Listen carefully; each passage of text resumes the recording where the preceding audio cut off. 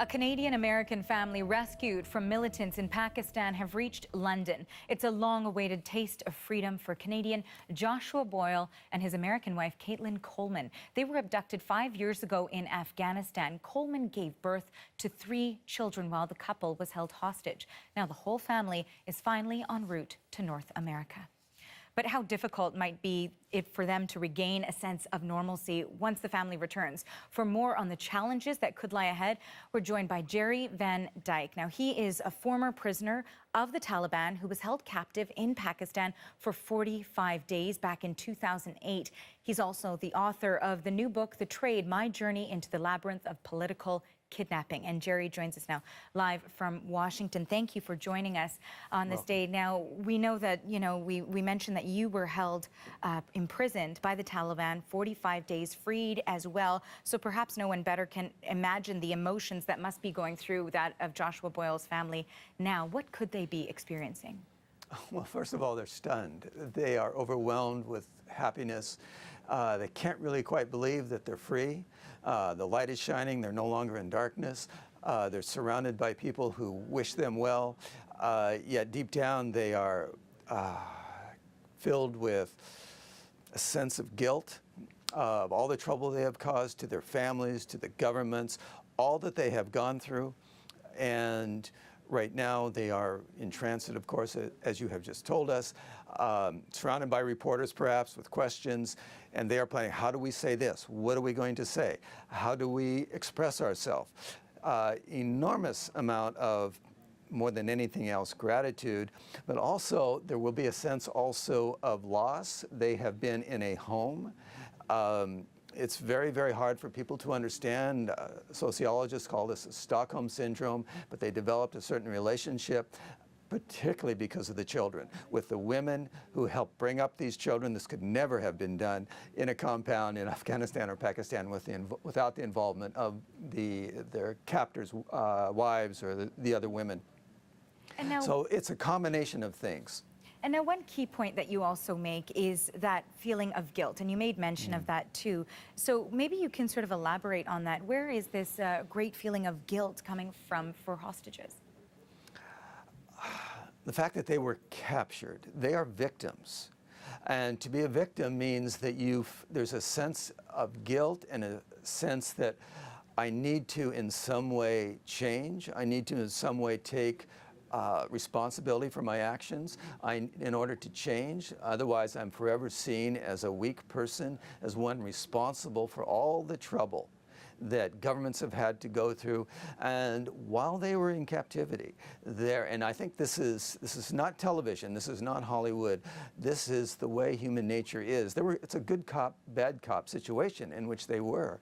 And they would, at one time, I'm sure they were told that they were going to be released. Well, we've all seen that. At another time, I'm sure they were threatened in various ways. There are 2 types of torture. There's physical torture that we all know about and we all dread, but a far more subtle, far more dangerous and long-lasting form of torture is not physical at all, it's mental. And that comes in so many different forms. One of the most profound is a mock execution. All of this is inside of them, but it hasn't come out yet. People are very happy, and I've seen this with other hostages, men I've been around since my release. A sense of euphoria, a sense of happiness. But in time, a geyser is going to come up out of nowhere. It's this sense of anger, this sense of fear, all that which has been kept inside of them for 5 years that they don't know anything about. And it's going to have to come out. There's no way that cannot come out, and it's going to come out in a number of unexpected ways. What is so important for them now, and I know they're going to receive this, is the love of their families, of the Boyle family and of the Coleman family, and of their countrymen. It's so important. Unlike, for example, in the U.S. with the rival home of Bo Bergdahl and all the damage that has been done to him in so many different ways, but in part because of the controversy surrounding his release and the American soldier who had gone AWOL, who was finally released, politicians who went against him. And I don't sense any of that in Canada. The love that Joshua and Caitlin have for one another, and of course for their children. It gives them more than anything else, the support that they need, and of their families, and of their countrymen and women. But deep down, this tremendous sense of guilt, this very hard to comprehend attachment to their captors, that they feel this sense of that their captors protected them, because I'm certain that their captors played that role. They certainly did with me. And now, Jere, to that point, I did want to ask you, and perhaps this isn't something that you might know the answer to, but you made mention of the fact that they were probably told they'd be released, and they were probably also threatened, and we've heard that it is an absolute miracle that all 5 of them are now released alive. Why were they kept alive?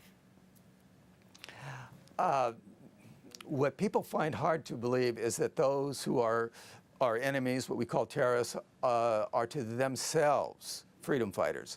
And these people were, the Colemans, Joshua and his children, and Caitlin were kept by Pashtuns. And it's, the Pashtuns are mostly in Pakistan, the largest ethnic group in Afghanistan. They're the ones who are taking all the hostages, particularly the Haqqanis. And they have this sense and a tribal obligation. It's called Panah, P-A-N-A-H, the sense of hospitality and to protect a guest in your home. They will do everything because their honor, and honor for them counts above everything. This is a 5,000-year-old culture. They will say, we are Muslims for 1,500 years. We are Pakistanis for 50 years. We are Pashtuns for 5,000 years. And so the sense of they have to protect their people in their stead. They have to treat them well. They have to feed them. They have to protect them. So that plays an enormously important role in their captors, and then that would have spilled over without a doubt to their captives. Now, and particularly, what is so interesting, and I don't know personally of any other case in the world where children were born in captivity and they could not, as I've started to say, this would never have happened. And the fact that they would, without the permission, of course, of their captors, and that they were allowed to be together as a husband and wife. We don't know, of course, yet at all what happened in between and all the things that most probably did go on inside that cell, or cells if they were transferred from point A to B and C and so forth.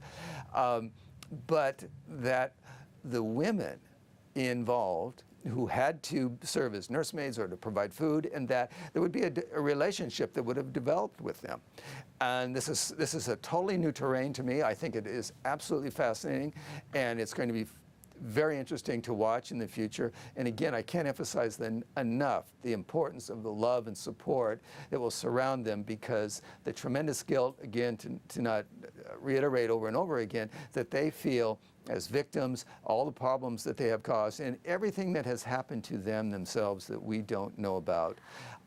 They're seeing light in so many different ways. Sunlight. They were kept in darkness because for so long.